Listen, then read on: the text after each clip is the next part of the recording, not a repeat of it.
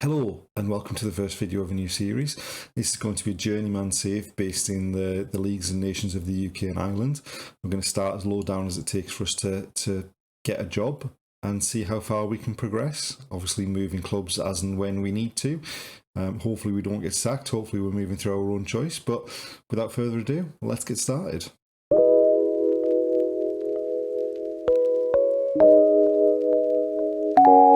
To ensure that we start as low down as possible, we're going to start without a coaching badge and with just the past playing experience as a Sunday League footballer. Obviously, this means we're only going to get offered jobs at the very bottom, and probably not until about 3 or 4 months into the season. Some teams are really struggling. Obviously, because of that, there's not much point in us applying for any jobs in the Football League in England, so we'll only apply for non-league jobs in England. And then we'll see what there is available in the rest of the leagues for us to apply for as well. In Ireland. And let's just have a quick look at the available jobs. Take all of that off. So, walking. Since that's available, we will apply for that one. And that's us started, and we'll be back once we get an interview at any particular job. It's taken until November, but we've managed to get a job. We've been hired by Welling United, who are in the National League South. I think they are second bottom at the moment. Looking at the little news story here, the first game's against Tonbridge Angels, who I believe are actually bottom of the National League South. And we'll obviously get a chance to see that in a second. So the media prediction for them was 19th. I think they're 20th currently. The aim from the board is to avoid relegation. They don't have a great... I mean, they won the National League South in 2013, and they won the Calagas League Premier Division in 1986, and that appears to be all they've got. 4,500 capacity stadium, no transfer budget, wage budget of £5,000 a week. Let's have a look at the team. So a normal 4-4-2 is what they've got there. Let's have a look at the captain.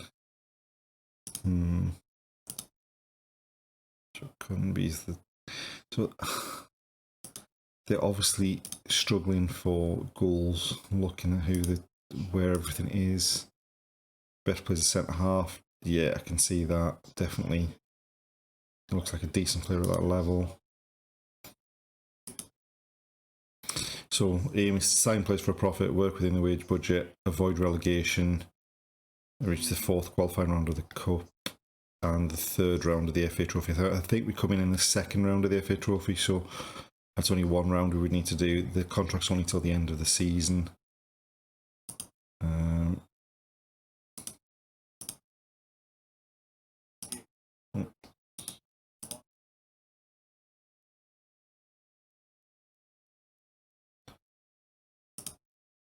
So obviously there's quite a lot of players out of contract at the end of the season.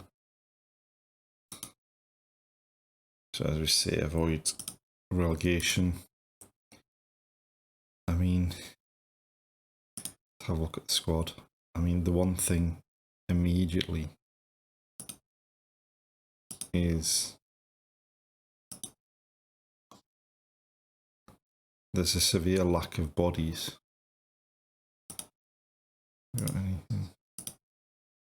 we might need to go dip into the under-23s and the under-19s to see what we've got.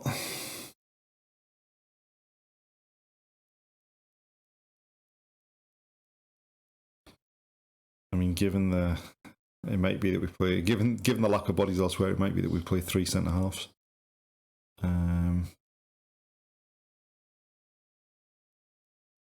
And we don't appear to have much up front.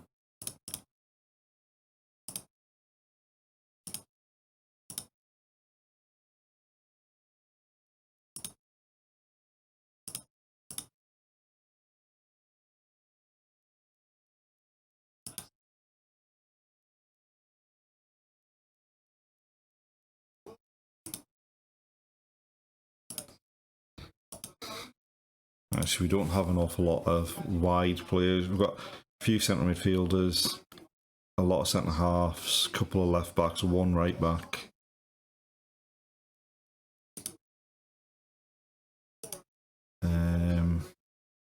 Yeah. So obviously, what we'll do is we'll look to build a team and a formation for the first game, and then obviously we're going to need to look at some reinforcements, I think, to try and build the squad. But we'll be back in a second for the first game against Tonbridge Angels. We're going into our first game at home to Tonbridge Angels. Big game for a first game as well, because they're bottom of the league, we're second bottom, and if we lose, we end up, they overtake us and we end up bottom. Really, there's not an awful lot in the squad in terms of quality.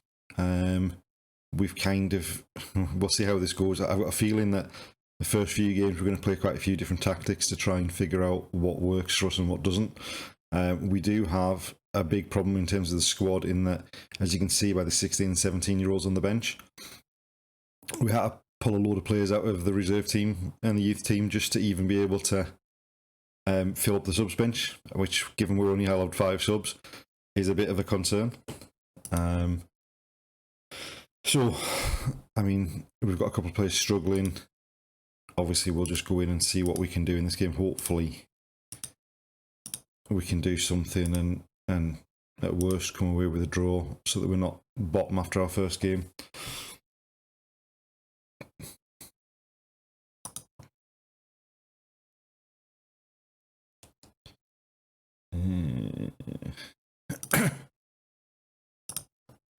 Need a strong defence.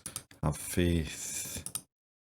Have faith. That's got some of them happy at least. Let's quickly change that.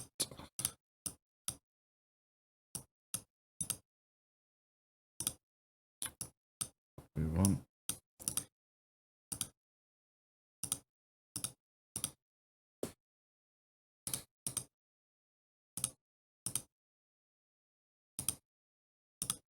Might give them a bit of an encourage.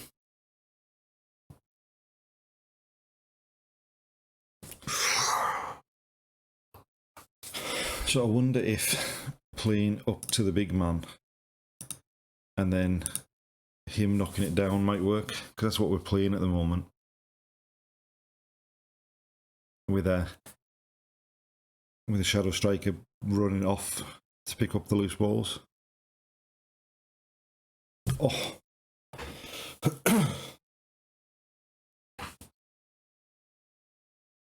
So, I mean, we're not doing too bad, but it's hard to tell whether that's just because they're really bad as well.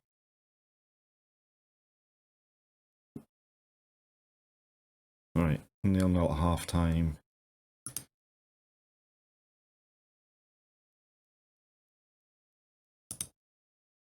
I wonder if we just look to see if that makes a difference.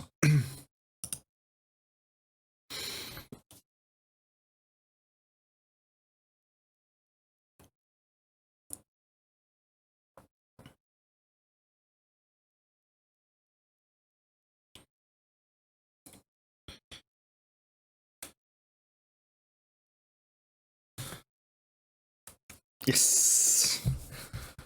Now, I would have thought the centre forward would have gone for goal with his header rather than nodding it down to, in fact, was it the centre forward that? I suppose he was going backwards. He did well to knock it down. First attempt blocked. First time, second attempt. And the keeper couldn't see it for the defender. Not a bad start.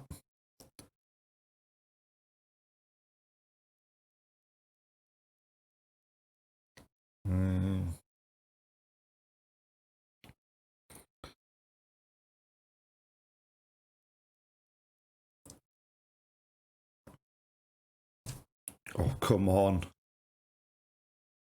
He did a Superman dive.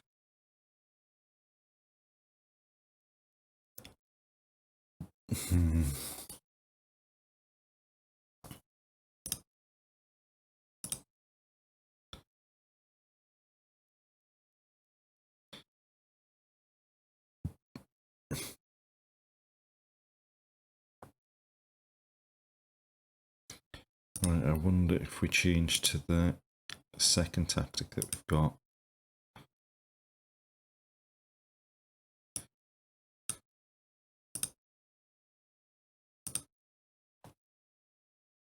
The three midfielders, yeah.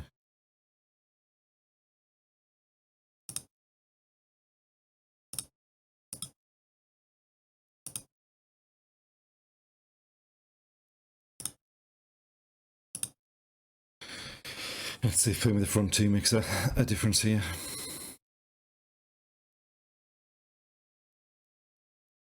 It's going to fade out to be a 1-1 draw, isn't it?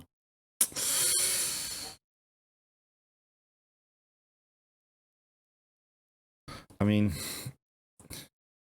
we obviously created lots of shots, but the lack of them hitting the target and the XG difference. I mean, obviously their XG is quite high because they had a penalty, but 10 shots off target.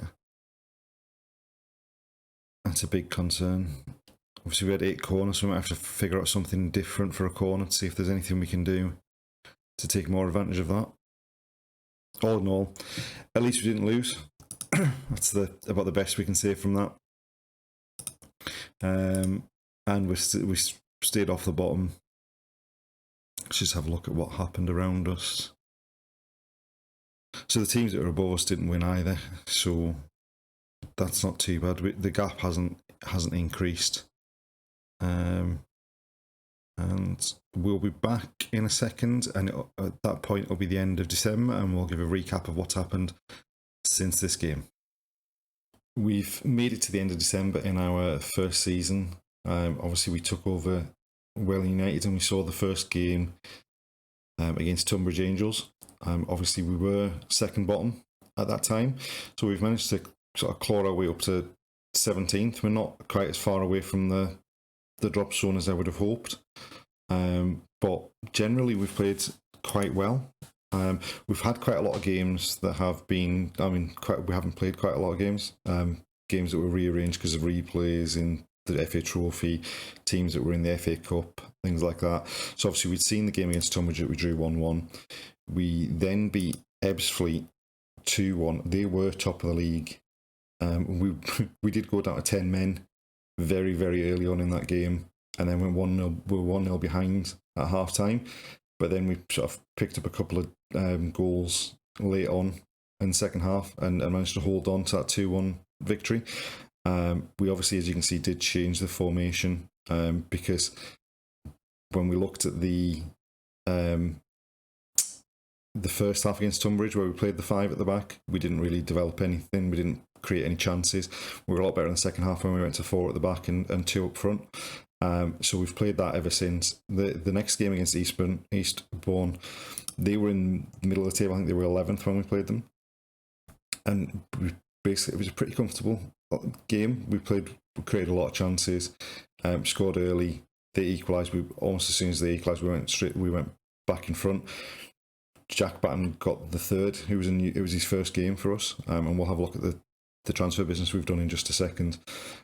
Then we played Maidstone twice in a couple of days. In terms of in the FA Trophy second round, we hung on to draw 0-0, having had another player sent off, and then in the replay, we were 2-0 down. We pulled a goal back, but we just couldn't get back on level terms, and sort of went out of the competition at that stage. Then we were away at Dorking, who were second in the league at the time we played them. And we didn't create an awful lot of chances, but we managed to hold on and not concede anything for a 0-0 draw. And then we played Maidstone again for the third time in a month, and we were doing really quite well. We'd created a lot of chances, kept their chances down, gave away a stupid, had stupid sending off. It was a stupid push for a second yellow card, and then they scored a header from a set piece after that. I mean, they didn't really create an awful lot of chances other than that, so we've done quite well to keep them in all the games. We've not really given up many chances. We were on a bit of a decent run, so we just need to make sure we don't lose hope with that last result.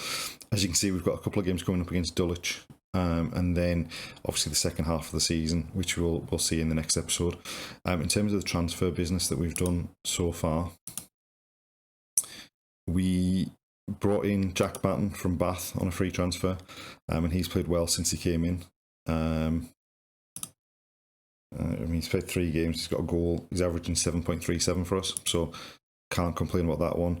And then we've brought in, as we established when we were looking at going into the first game, we were really short on numbers, so we brought Ben Salt in as a youngster who can cover in the midfield and in the number 10 role, in the shadow striker role behind the front two. Josh Hutchinson mainly to play in centre midfield, but he can obviously cover the number 10 role and up front.